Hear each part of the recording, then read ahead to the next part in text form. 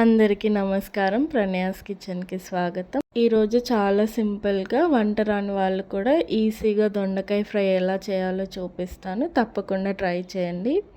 అన్నంలోకైనా చపాతీలోకైనా చాలా టేస్టీగా ఉంటుంది. ముందుగా ఒక ప్యాన్ తీసుకొని వేడైన తర్వాత 1 టేబుల్ స్పూన్ ఆయిల్ వేయాలి. ఆయిల్ వేడయ్యాక ఆవాలు వేసుకోవాలి. ఆ క్లిప్ మిస్ అయింది, అందుకే వేయడం చూపించలేదు.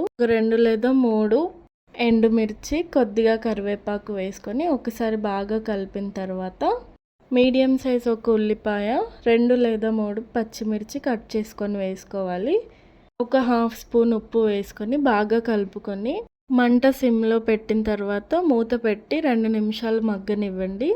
ఇప్పుడు 2 నిమిషాల తర్వాత మూత తీసి బాగా కలుపుకున్న తర్వాత 3 లేదా 4 వెల్లుల్లి రెబ్బలు తొక్క తీయకుండా దంచుకొని వేసుకోవాలి. ఇలా వేస్తే చాలా టేస్టీగా వస్తుంది.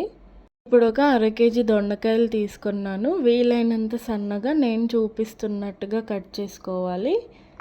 కట్ చేసుకొని పెట్టుకున్న దొండకాయలు ప్యాన్లో వేసుకొని బాగా కలుపుకోవాలి.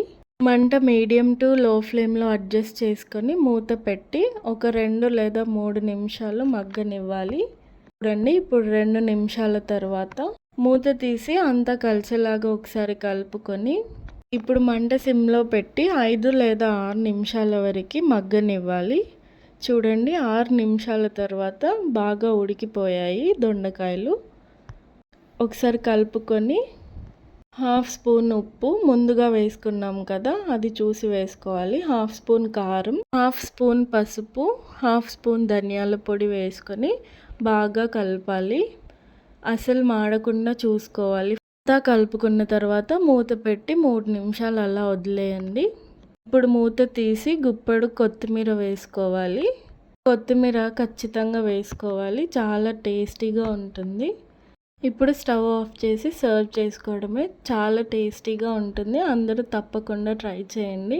ముందుగా అన్నీ కట్ చేసి పెట్టుకున్నామంటే 15 నిమిషాల లోపే ఫ్రై అనేది రెడీ అవుతుంది. చాలా అంటే చాలా టేస్టీగా ఉంటుంది. తప్పకుండా ట్రై చేయండి. Thank you for watching.